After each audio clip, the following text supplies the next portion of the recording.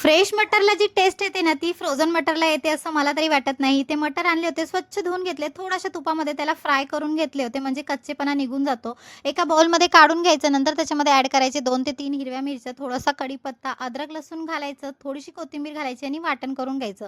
मग घालायचेत आपले मसाले, लाल मसाला, थोडीशी हळद, जिरेपूड, धनेपूड, ब्लॅक पेपर पावडर आणि 2 उकडलेली बटाटे स्मॅश करून मी ह्याच्यामध्ये घातली होती. मग घातला होता 1 चमचा तांदळाचं पीठ आणि 2 मोठे चमचे बेसनचं पीठ घातलं होतं. त्याच्यामध्ये नंतर घालायचं आहे आपल्याला सफेद तीळ असतात ते, थोडासा लिंबू पिळायचा आणि चवीनुसार मीठ घालून सगळं मिश्रण मिक्स करून घ्यायचं आणि छान असा गोळा तयार करून घ्यायचा आणि नंतर तुम्हाला जो पाहिजे तो शेप द्या. मी इथे टिक्कीचा शेप दिलाय, कारण आज मी बनवत आहे मटारची टिक्की, जी खायला एकदम भारी लागते आणि या पद्धतीने ट्राय करून बघा.